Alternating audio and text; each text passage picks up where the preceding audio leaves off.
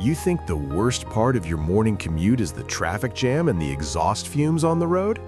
Well, what would you think if I told you there is a place where you can wake up, stay in your Winnie the Pooh pajamas, take the elevator down a few floors, and step straight into your school, the supermarket, the post office, and even the police station without ever stepping one foot out the door? A miniature world stuffed into a giant concrete block. Not only that, did you know that a soda company once rose to become a notorious naval military power on the world stage? And a top-tier intelligence agency spent tens of millions of dollars just to realize a brutal truth about cats. All the most backwards, absurd, and hilarious facts about the land of the free will be stripped bare in this video. Do not forget to like and subscribe to the channel so we can debunk the history stories that never made it into your textbooks. Now, let us get back to that weird town I just mentioned. Welcome to Whittier, a town nestled in the freezing state of Alaska in the United States. People call this the town under one roof, and that is absolutely literal, not some literary metaphor. Almost the entire population of this town, roughly 200 to 300 human beings, all live together in a single 14-story apartment building called the Begich Towers. This building was originally constructed by the U.S. military during the Cold War as a barracks, featuring thick concrete walls to withstand the harsh weather. And when the military left, the locals decided to just move in to stay warm. The layout of this building is like a giant puzzle. You live on the 10th floor, you wake up and take the elevator to the ground floor to buy breakfast at the supermarket, drop by the post office to mail a letter, swing by the clinic if you feel a little sneeze coming on, and if you happen to be the mayor, your office is right there in the building too. Kids here go to school through an underground tunnel connecting the apartment building to the school to avoid being blown away by the blizzards. Life in Whittier is so self-contained that there are people who stay indoors for weeks, even months at a time during the winter, without ever needing to breathe fresh outdoor air.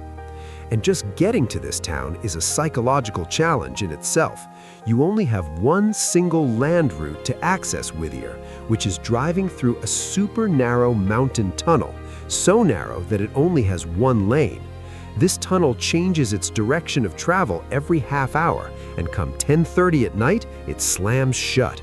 If you stay out late, congratulations, you get to experience the joy of sleeping in your car in the bone-chilling cold of the Alaskan wilderness.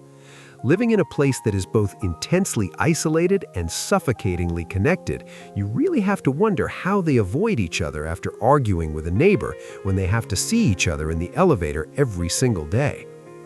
Speaking of Cold War legacies like that building in Whittier, we absolutely cannot ignore another laugh-out-loud story from the U.S. government during this tense period. You might think the CIA agents are guys in black suits, wearing sunglasses, using state-of-the-art gadgets like in blockbuster action movies. Sure, they have advanced gadgets, but their logic sometimes leaves a lot to be desired. In the 1960s, while racking their brains trying to find a way to eavesdrop on Soviet officials, some absolute genius at the CIA came up with a one-of-a-kind idea. Why not use stray cats wandering the streets as spies? Nobody suspects a cat. And so the Acoustic Kitty Project was born. The scientists and veterinarians at the CIA spent 5 whole years and a massive amount of money, estimated at $20 million at the time, just to turn an innocent feline into a mobile broadcasting station. They implanted a microscopic microphone into the ear of the cat, hid a radio transmitter at the base of its skull, and turned its fluffy tail into an antenna. It sounds like a high-tech circus act, but the CIA was dead serious about this. They trained this spy cat so it would know how to walk right up to where 2 targets were talking and sit perfectly still to record them. And then the big day finally arrived. The first mission for Special Agent Kitty was to eavesdrop on 2 men sitting on a park bench outside the Soviet compound in Washington, D.C. The CIA team sat in a van a short distance away, nervously adjusting their headphones, sweating profusely, ready to receive highly classified history-making information. The the van door opened, and the cat stepped out with the proud demeanor of someone holding the fate of a nation in its paws. But the moment its feet touched the pavement, the cat remembered that it was a cat, and cats absolutely never work for humans. Instead of heading toward the targets on the bench, the $20 million agent was immediately distracted by a bird flying by, or maybe a particularly chubby mouse. It swished its antenna tail, dashed into some bushes, wandered around for a bit, and completely vanished from the sight of the agents whose jaws were dropping inside the van. The mission was a total, spectacular failure from the very first second. The top-secret project was officially scrapped shortly after, with a bitter conclusion written into the final report. It stated that cats simply cannot be trained for national security purposes. You can spend tens of millions of dollars, but in the eyes of a cat, you are still just the giant hairless ape who cleans its litter box. While the US government was throwing money out the window on impossible espionage projects, in another corner of the world, an American soda company accidentally got its hands on military power that made the whole world take notice. If I asked you which country has the strongest naval force in the world, you would probably name the US, Russia, China, or the UK. But in the late 1980s, the sixth spot on the global ocean power rankings belonged to a brand famous for making carbonated sugar water. That is right, it was Pepsi. This ridiculous story began at an American national exhibition in Moscow in 1959. By some absolute miracle, the Soviet leader at the time took a sip of Pepsi and instantly became a massive fanboy. He loved it so much that he wanted to sell Pepsi all across the Soviet Union. However, there was one giant problem. The Soviet currency at the time had no trading value on the international market, meaning they could not use cash to buy the soda. The first solution they came up with was trading vodka for Pepsi. Sounds like a fair deal. Get drunk and then drink soda to sober up. But by 1989, the vodka for soda contract was expiring, and the Soviet thirst for Pepsi showed no signs of slowing down. At this point, due to a struggling economy, they did not have enough vodka left to pay for it. So how does a global superpower pay for its soda addiction when it runs out of cash? The answer is military weapons. The Soviet Union agreed to trade Pepsi 17 attack submarines, a cruiser, a frigate, and a destroyer just to settle their massive soda tab. Overnight, just by signing some paperwork, the CEO of Pepsi suddenly became the commander of the sixth largest naval fleet on the planet. You have to imagine the military strategists at the Pentagon pulling their hair out when they realized a soft drink company had enough firepower to threaten a small nation. The Pepsi executive even joked to the US National Security Advisor at the time that his company was disarming the Soviet Union faster than the US government was. Of course, Pepsi had no intention of using their submarines to fire torpedoes at the Coca-Cola headquarters. They quickly sold the entire fleet of warships to a company in Sweden for scrap metal. But the moment a can of fizzy water outranked the naval power of entire countries remains one of the most insane events of the 20th century. History is not just full of bizarre international trades. Right at home, the US has also made legal decisions so completely stupid that they almost caused citizens to riot. Let us rewind the clock to 1943, right in the middle of World War II. To support the military, the US government implemented strict rationing, calling on people to save everything from fuel and rubber to food. But out of all the bans that were handed down, there was one that crossed the absolute final line for American housewives. It was the ban on pre-sliced bread. In America, there is a famous idiom used to describe the best things in life, which is the greatest thing since sliced bread. And yet, the government decided to ban that exact greatest thing. The reason given was to save the wax paper used to wrap the bread and to conserve the steel blades of the bread slicing machines so they could be melted down for weapons. Suddenly, millions of American housewives woke up every morning having to grab a dull knife and manually saw through rock-hard loaves of bread just to make breakfast for their families. And the result was an absolute disaster. Hand-sliced bread was uneven, some slices too thick, others paper thin. When you tried to spread butter on it, the bread would tear into shreds, And if you put it in the toaster, half of it would burn to a crisp while the other half stayed raw. The public fury was explosive. Newspapers were flooded with sarcastic articles, and government phone lines were ringing off the hook with angry complaints. One woman wrote a famous letter to the New York Times stating that her husband refused to eat the mangled slices of bread she cut, and her children were crying because their sandwiches looked aesthetically offensive. Facing the massive pressure from half the country holding bread knives in their hands, the U.S. government had to surrender. The ban was revoked after less than 2 months. It turns out you can take away a lot of things from Americans during wartime, but you absolutely do not mess with the convenience of their breakfast sandwiches. Speaking of bread, let us move on to other weird foods and items you can interact with in the most unbelievable ways in America. If you want to send a gift to a relative far away, what do you usually do? You go to the store, find a nice cardboard box, wrap the item carefully in bubble wrap, tape it up tightly, and take it to the post office. That is the normal process for normal people.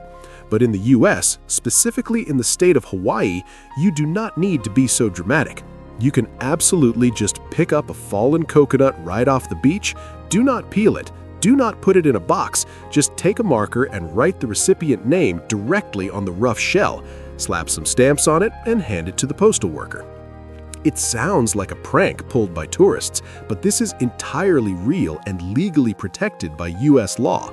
The United States Postal Service has some incredibly loose and hilarious rules about what you can send through the mail.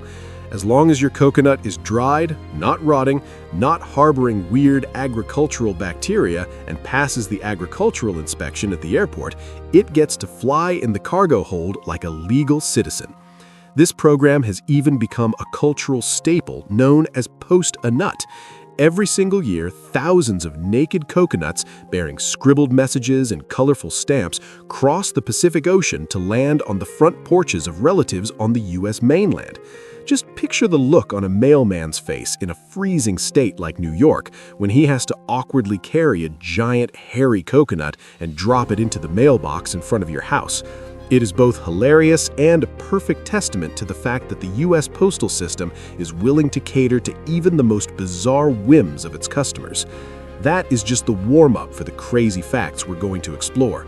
A whole town stuffed inside an apartment building, a navy fueled entirely by soda, or flying coconuts crossing continents are nothing compared to the ridiculous legal troubles America has brought upon itself.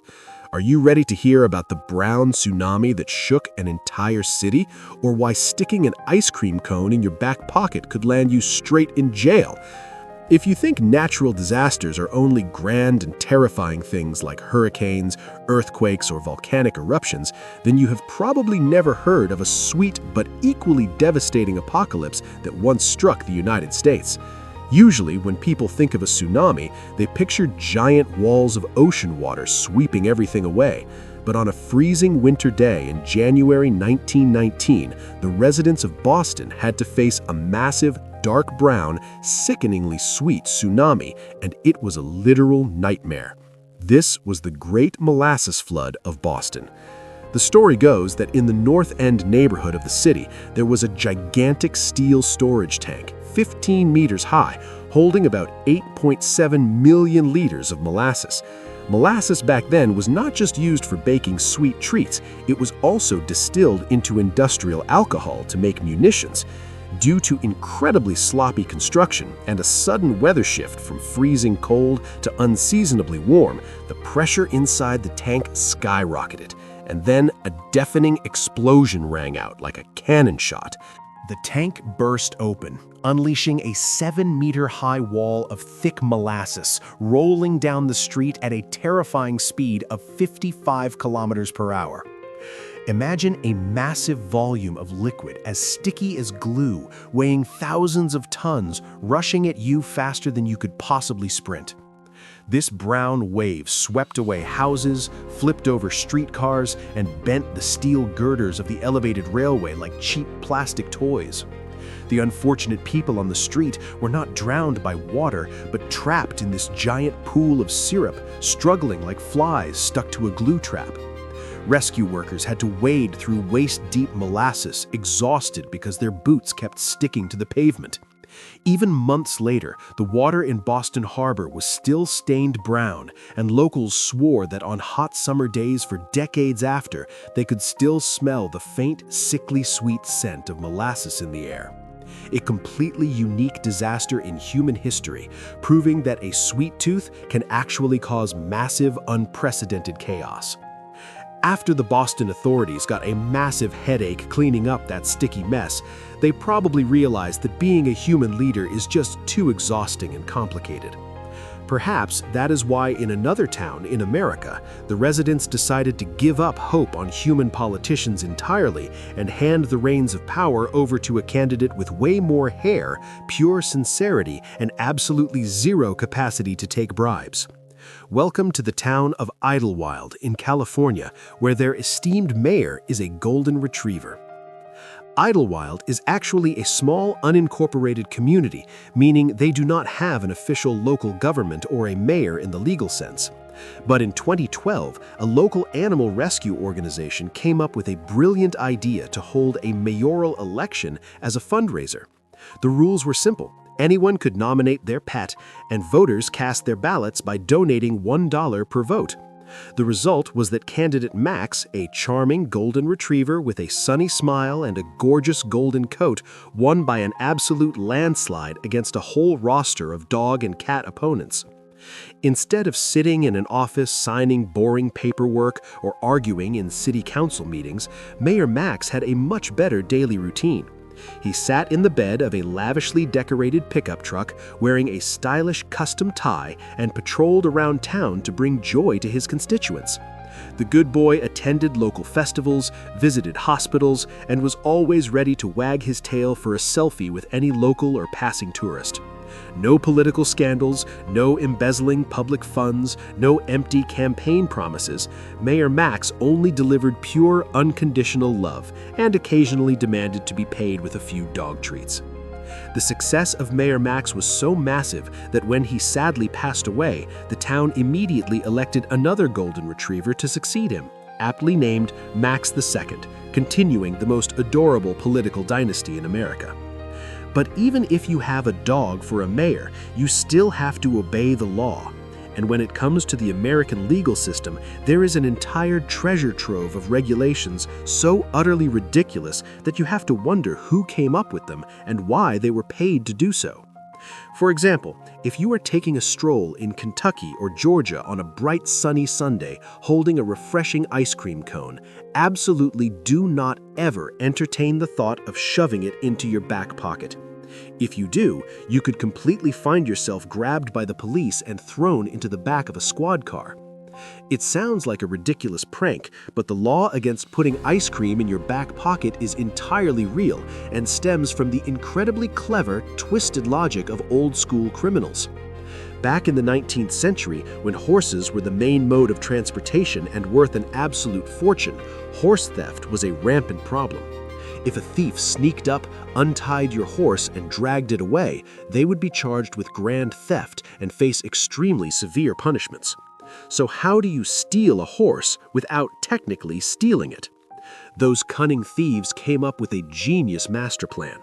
They would buy an ice cream cone, casually slip it into their back pocket, and then take a slow, relaxed walk right past their target horse. Horses absolutely love sweet things, so upon smelling that delicious melting ice cream, the animal would instinctively start following the thief to lick the treat. The thief would just keep walking all the way home, with the horse happily trailing behind without being forced or led by a rope. When questioned by the sheriff, the thief would put on a perfectly innocent face and argue that he did not steal anything. The horse just voluntarily followed him home. Faced with the sly tactics of these sweet-toothed horse kidnappers, state authorities had no choice but to pass an unprecedented law, officially banning the act of carrying ice cream in a back pocket to shut down this creative criminal enterprise. From transportation powered by grass and ice cream cones, let us step into the modern era of vehicles powered by gasoline. Driving a car in America is practically a basic survival skill, and pulling into a gas station, grabbing the pump nozzle, and filling up your own tank is an everyday chore. However, if you accidentally drive across the state border and enter New Jersey, you better immediately pull your hand back, sit quietly in the driver's seat, and absolutely do not touch that gas pump.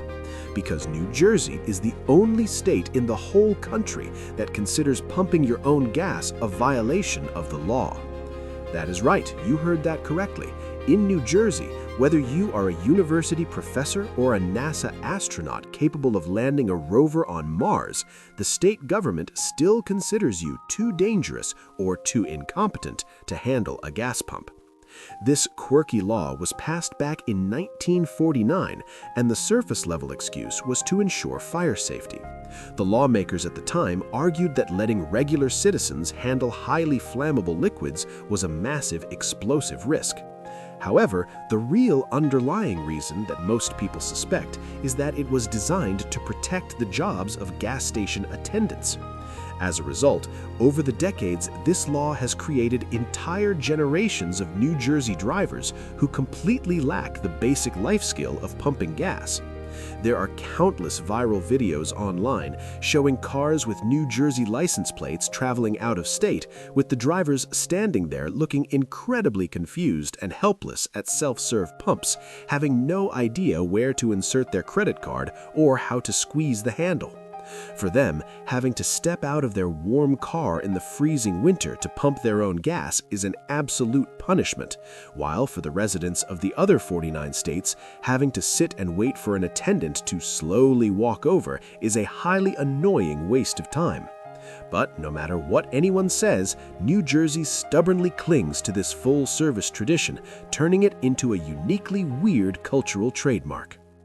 After you are finally done getting your gas pumped, you will obviously have to pull out your wallet to pay. Those crisp green American bills are universally referred to as paper money, and we all just assume that they are made of paper, meaning wood pulp, exactly like the notebooks we write in every day. But if you accidentally leave a dollar bill in your pants pocket and throw it into the washing machine, a literal miracle happens. Instead of getting completely shredded and turning into a mushy white disaster like a supermarket receipt, your dollar bill survives entirely intact, just a little wrinkled and maybe slightly cleaner than before. Why does this happen? The truth is that American paper money does not contain a single percent of actual paper. It's a massive linguistic lie. The dollars that you carefully fold and keep in your wallet are actually made of 75% cotton and 25% linen. More accurately, when you are holding a stack of dollar bills, you are holding pieces of finely woven fabric, and their material is much closer to your blue denim jeans and your bed sheets than to the pages of a book. This special fabric blend has been exclusively supplied by one single company from 1879 all the way up to today, and it is specifically designed to withstand the ravages of time, sweaty hands, and those accidental trips through the laundry. Experts have tested it and concluded that you would have to fold a dollar bill back and forth about 4,000 times before it actually tears. So, the next time someone tells you that money doesn't grow on trees, you can confidently correct them and say, "You're right, it doesn't grow on wooden trees, it grows on cotton bushes." And you are essentially walking around using the fanciest, most durable little rags in the world to buy your groceries every single day. From the sweet tsunami that flattened a city to the pieces of cloth we call money, America always seems to know how to turn the most ordinary things into hilariously absurd situations. But those are just the trivial, ground-level shenanigans hiding in your back pocket. In the next episode, we're going to dig deep into the massive historical and geographical blunders, the billion-dollar mistakes that made an entire nation awkwardly cover its face. What do you think about a global military superpower clumsily dropping a live nuclear bomb into the ocean, and to this day still having absolutely no idea where it is? or the story of how highly educated American geographical surveyors completely misplaced a crucial landmark, causing millions of tourists to take aesthetic selfies at a spot that means absolutely nothing. There are still so many fascinating facts waiting for you in episode 2. Don't forget to like and subscribe to the channel so you don't miss out on these hilarious and entertaining feasts of knowledge.